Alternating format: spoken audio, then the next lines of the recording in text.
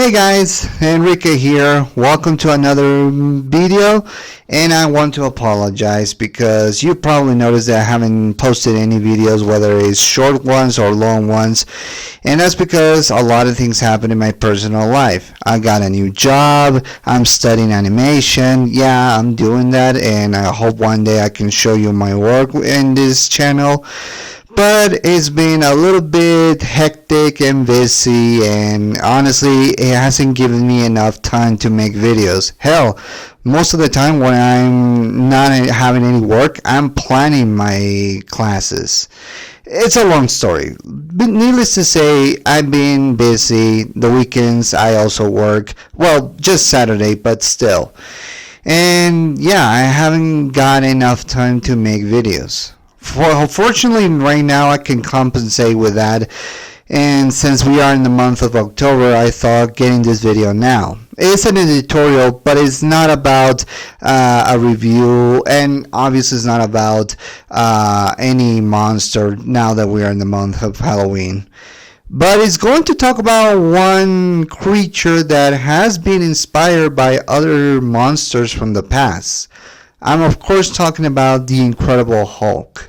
Now, what I'm going to do in this editorial is not talk about the character of the Hulk, but rather what happened to him in the movies. This is a video that I wanted to do for a long time because as I keep waiting and waiting for a Hulk movie to happen, I wonder myself, why are we having the Hulk cameo in other movies, or at the very least make a long special appearance instead of having his own solo film? And that goes back to a little deal between Disney and Universal.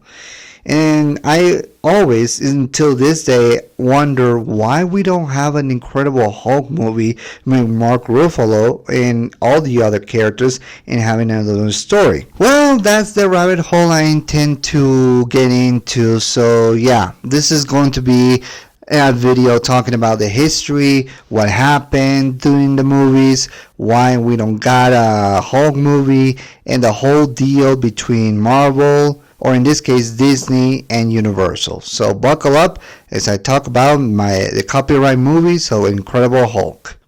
Not a good title, so let's just say the Hulk between Disney and Universal debacle. I think by now you all know the story of Bruce Banner, aka the Hulk, how he got his powers, how he became a green monster, his rivalries with other villains, how he's persecuted by everybody in the world, how his relationship with Barry Ross has complicated things. It's basically, think about it, the story of Jekyll and Hyde combined with the event of Oppenheimer, if that makes any sense. It's basically a scientist playing with forces he didn't understand and became a monster itself. And this is something that we saw in so many media forms. We saw on comics, TV shows, cartoons, and serials. So that's one of the things that I want to talk about when it comes to the Incredible Hulk.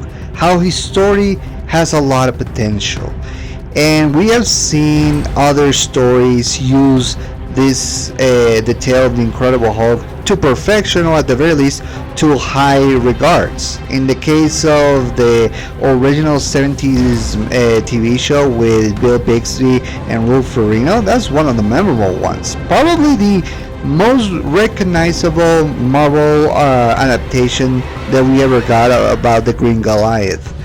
And we also got cartoon series, we got the comics who really went in depth into what makes the Hulk so compelling and so sympathetic.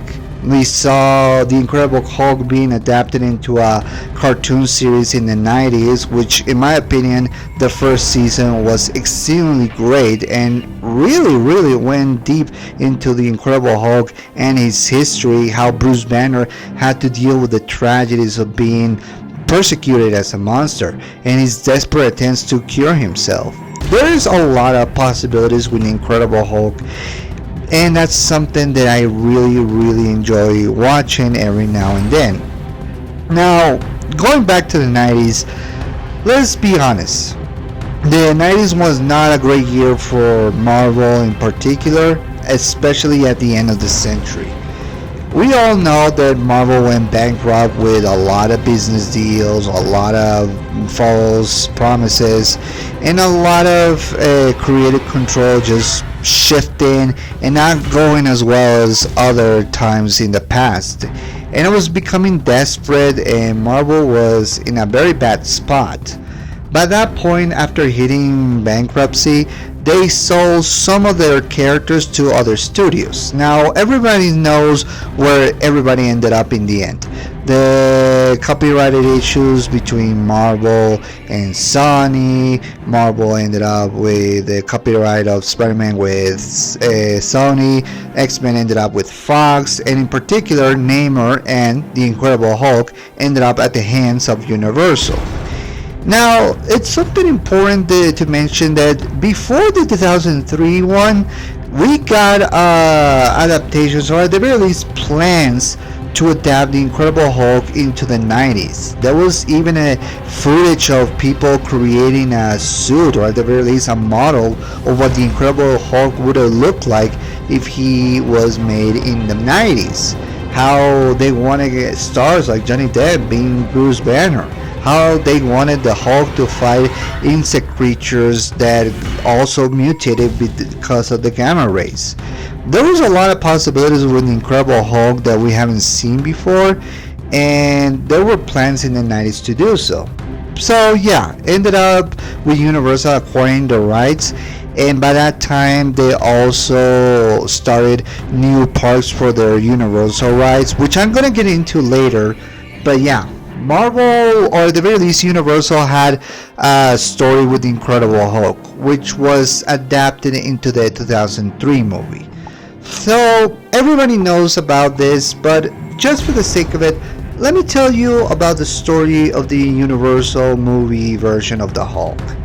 This was, in many respects, something that feels full circle, because believe it or not, the Incredible Hulk, as I said before, was basically a Jekyll and Hyde story, and Universal were the ones who adapted arguably the most famous adaptation of Dr. Jekyll and Mr. Hyde. And they were famous for creating a lot of Universal monsters. Hell, they have rights of the Universal monsters as I speak right now. They are known for this kind of stuff. So when Universal acquired the rights for this Green Goliath and they wanted to make a movie based on the comics, it was something that we wanted to see for years. After the 70s TV show, we wanted to see something more crazy, but still paying respects to the comics in which Stan Lee and Jack Kirby created. That's something that we all wanted to see adapted into the big screen. There were many attempts to do so, as I said before. And finally we got an adaptation in 2003 named Hulk and directed by Ang Lee. But of course, we all know the story between Universal and Marvel when they made the whole 2003 Hulk. How it was seen as the most hated adaptation of the Green Goliath, how they didn't understand the characters, how it was so slow, so boring, how everything was just not well adapted, how they used comic panels to make the movie feel something, but in the end it ended up saying nothing of substance. Or at the very least, that's the majority of the opinions that I've seen online when it comes to this adaptation. If you want to know my further thoughts, or if you want to know what other people thought about this film, in particular, there was a video made by Walter Benesiak in his Universal videos called the adaptation of the Incredible Hulk into the 2003 movie. He talks about what happened during the production, and I recommend this video because honestly he understands this material better than I do when it comes to this kind of stuff, and he really went in depth into talking about what happened in the acting and the script rights. I'm not gonna bore you with that, but I'll say this: when I saw this movie in 2003, I thought it was okay. It was the first time that I ever saw the Hulk. I understand the whole debate between Bruce and his issues as the Incredible Hulk, how he became a monster, how his relationship with his father pretty much doomed him, how his father was insanely crazy, how General Ross hated him, how he was hunted by everybody, his love for Betty, even though it was very slow and very, almost insensitive. It's like an indie sensitive, if I make myself clear. It's basically watching the Incredible Hulk with a more indie-like feel to the entire environment. That is the Incredible Hulk movie that we got in 2003. And whether you love or hate it, you cannot admit that it did have an impact, whether good or bad. And in my opinion, I don't hate this movie. I think it was fun, or at the very least deep enough for me to understand what was going on. That's because I'm a Marvel fan. I always understand everything that Marvel does, and honestly, I'm always going to be a Marvel shell until the day I die and beyond. Obviously, even death, I don't think I will stop loving Marvel even in death. So yeah, this is basically me just saying that I think the movie is okay. It has a lot of problems, I'll say that, and a lot of characters that could have been used more, revisions or, reshoots. But hey, we all saw what happened, and it's obviously pointless at this point to just complain about the Incredible Hulk. And hey, I don't hold any grudges to Ang Lee. I mean, the guy did what he thought it was right, and I can't fault him for that. So yeah, that was basically the story of 2003's Hulk, and one day I'll review it if I get the chance. But for now, let's just talk about what happened after. So after the whole 2003 Hulk, they wanted to continue to make Hulk movies, but Universal, after the whole box office bomb of Hulk, they decided to go back to Marvel, which at that time they were owned by Paramount Pictures, and they wanted to do another Hulk movie. In this case, Universal decided to give some of the rights to Marvel to make another Hulk movie. Kevin Feige was entering the picture with the whole vision that he had for the future. We all know what ended up happening. And we got 2008's Hulk, which, while many people say it has its issues, most people want to defend that film because they felt like it was more action-packed. It still had deep, meaningful things, but it did capture the whole hectic feeling of Bruce Banner being on the run, which was something that we barely got to see in the 2003 movie. But yeah, the movie, while it was good, it didn't end up being a great box office success as they hoped to, and that's where the whole thing happened between Disney and Universal. At that point, after the movie, a few years later, Disney bought the rights from Marvel. The Incredible Hulk managed to be in the Avengers, which was awesome. We saw some of the stories of Bruce Banner being with the Avengers, being separated, going into Sakaar, becoming a gladiator. We saw some of the characters from the Incredible Hulk stories being in other Marvel movies. But yet, we never got to see the Incredible Hulk film into its own solo film. And the last one, like I said, it was the 2008 film. And I keep wondering, what the hell just happened? Why we don't have a story now when we should have got it like almost a few years ago? Probably at the time where Marvel was having the iron hot after the success of the Avengers. Well, that's something that to this day I don't know. So this is something that I understand.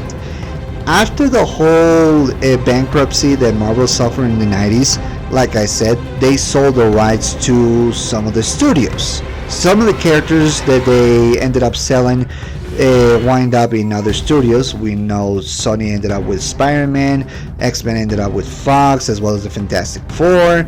We also know that Hulk ended up with Universal and Namor. And for what I understand, Man-Thing ended up with Lionsgate. I don't know what is going on, but I saw Man-Thing in another Marvel property.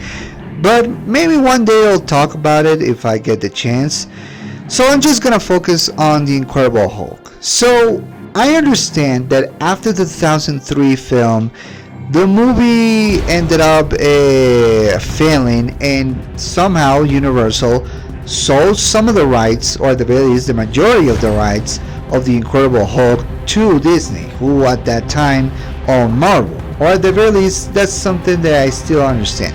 So Marvel was some of the Marvel movies that I saw, like the Iron Man films, were made by Paramount. At that time, they were releasing some of the movies like Thor, Captain America, the first Avenger, and in the end it was the Avengers, who wind up being in transition year since the rights of Marvel ended up with Disney.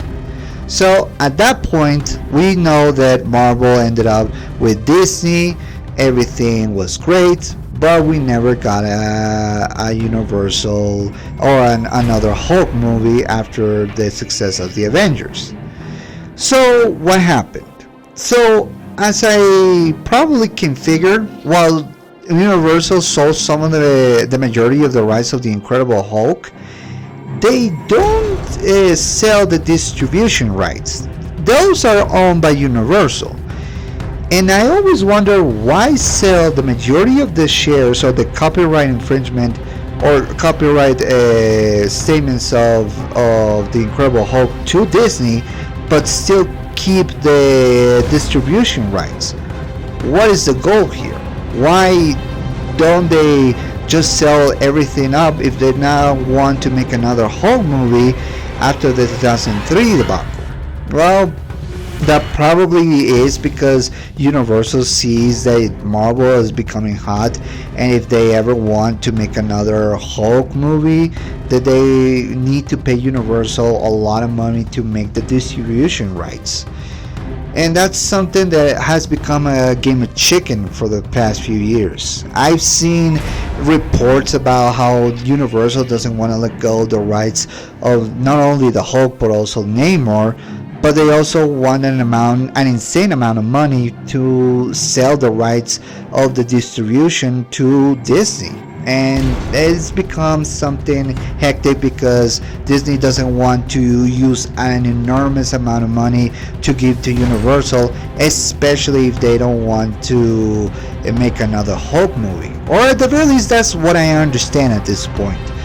The whole issue has not been said what was going on, why the distribution rights are still owned by Universal. And we probably won't know until one day one of the company members decide to just get the whole rights. I also think it has something to do with the park rights. Now, you probably haven't been in Universal's or Orlando, Florida, or maybe you did, but you probably saw the section part of Marvel which is basically entrenched in 90s Marvel, when they were having different looks and aesthetics. The Incredible Hulk ride is one of the biggest rides they ever had, alongside the Spider-Man one. It was basically a roller coaster in which you get to see or which to experience how the roller coaster of the Hulk will be like. And it has been the most famous ride and the most famous part of Universal for a long time. So I'm thinking, this is just me thinking, that part of the whole debacle is because also of due to the park rights. And I don't know, that's something that it goes into conspiracy theory, but at this point I'm not entirely wrong, or at the very least I'm probably 50% sure that maybe it's also because of the theme parks. But it probably is a whole different beast when it comes to the movies. Either way, we still have to wait until someone says, let's make another Hulk movie. Who cares about the distribution rights? Let's just pay Universal the amount of money that they need so we can make our movie.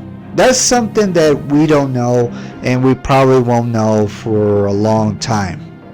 But here's something that I want to talk about when it comes to this type of stories. I want to see another Hulk movie. I want to see how the story of Bruce Banner unfolds. I want to see how Bruce is dealt in his own solo film. I want to see Mark Ruffalo being put in a different position. There is a lot of story potential for the Incredible Hulk. That we see characters from other movies in the MCU being shoved in, but never given something proper. Here's the thing. I don't know the whole situation between companies and how they are greedy with the money when it comes to making a movie, but I feel like somebody should say at one point, we want to see an Incredible Hulk story. We never got one in the past after 2008, so why not now? And here's the thing. Hulk is due to appear in a Spider-Man film in the Tom Holland version, and he's due. The report says that he's going to become the Savage Hulk of the past. So that's something that we have to wait and see. But whether that's true or not, there's still stories that you can tell with Bruce, and I still believe that Mark Ruffalo could still knock it out of the park. Because why not? Why not have a story in which Bruce Banner reminisces his time as the Hulk and Bruce Banner? We should see the whole gap in between the Avengers movies in which he managed to become normal. Maybe see stories in which he is reminiscing about Betty and how he actually never got to actually talk to her after he became an Avenger.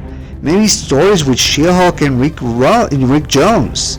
We want to see Rick Jones be adapted as well, and maybe that's another version, but I want to see Rick Jones be friends with Bruce Banner.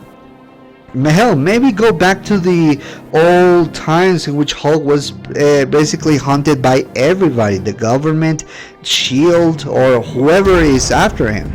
Maybe see a story which the leader uses Red Hulk and Abomination to get to Bruce Banner.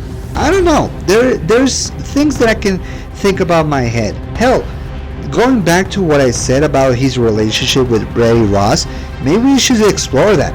What happened to Betty? How she and Bruce changed after the events of the first film? How she feels after discovering that Bruce has a son called Scar? Yeah, they do say that Scar is the son of Hulk. We saw that in the She-Hulk TV series. I haven't forgot about it. So why not see that?